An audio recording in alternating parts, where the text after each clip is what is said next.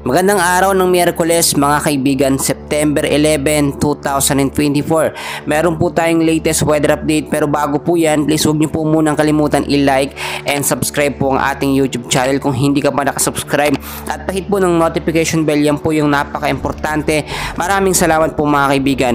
Meron pa rin po tayong dalawang sama ng panahon na binabantayan po mga kaibigan. No?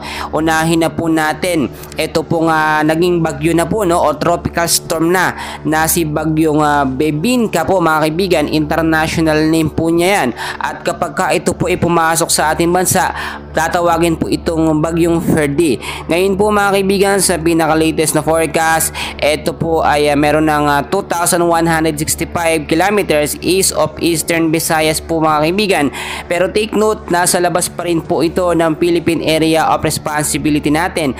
Ang kanyang hangin po ngayon ay nasa 65 kilometers per hour na, at pwedeng mas maging malakas pa ito within 24 to 48 hours. Ang bugso po niya ay pumapalo naman sa 80 kilometers per hour, pa northwestward po ang kilos sa bilis po na 20 kilometers per hour. So mga kaibigan, kahapon tropical depression lamang po ito, pero ngayon naging isang tropical storm na, o sabihin natin may potential na maging malakas na bagyo mga kaibigan.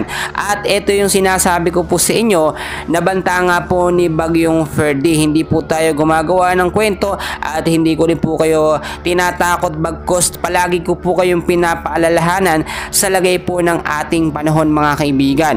Bukod po dito sa ating tropical storm na binabantayan mga kaibigan, meron din po tayong banta, no, ng southwest monsoon na siya nagpapaulan din, no, sa ilang bahagi po ng ating bansa mga kaibigan.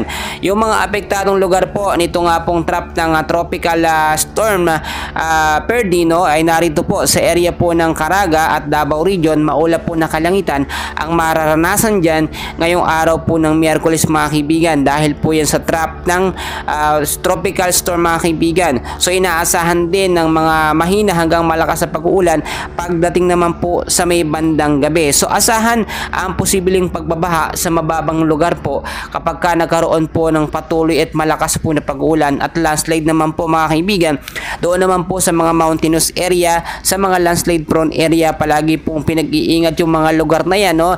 Dahil po mga kaibigan, kung nakahanda naman tayo, laging walang basura, maiiwasan po yung pagkakaroon ng biglaang pagbabaha mga kaibigan. Maging alerto na lamang po tayo. Sa ilang bahagi naman po ng Metro Manila at the rest po ng ating bansa mga kaibigan, patuloy din pong apektado nito nga pong southwest monsoon or hanging habagat mga kaibigan. Posible ang pagbabaha sa mababang lugar at mga landslide naman po sa mga mountainous and landslide prone area. So mga kaibigan, balikan natin itong tropical storm na ating binabantayan, na within 24 to 48 hours ay mas posibleng mas lumakas pa po mga kaibigan. Ang nakakabahala po dito, dahil nga po ito ay nasa labas pa ng ating bansa, pwede po itong hatakin or i-attract po nitong hanging habagat or southwest monsoon na siyang lumalakas po mga kaibigan, o pinapalakas, posibleng palakasin niya itong tropical storm mga kaibigan na nasa labas po ng ating bansa, no? Yung extension po kasi ng trap ng hangin, ito nga pong tropical storm na ito, ay posibleng makaapekto sa ilang bahagi ng ating bansa. So mas maganda mga kaibigan, no, nakahanda tayo. Yung pagtatala po ng Pag-asa noong nakaraan, within 1 to 2 weeks pa ito dapat darating sa ating bansa.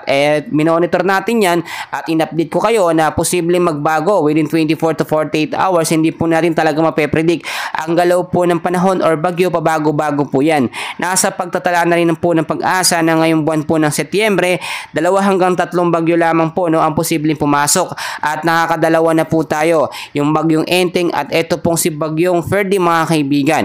At inaabangan yung bagyong Henry nga, and hopefully wag na yun tumuloy sa ating bansa mga kaibigan, dahil ang hirap po ng kondisyon kapag mayroong bagyo sa ating bansang Pilipinas. So ngayon pa lamang po, ano yung mga dapat nating gawin para maiwasan po ang sakuna pagbabaha sa ating mga lugar.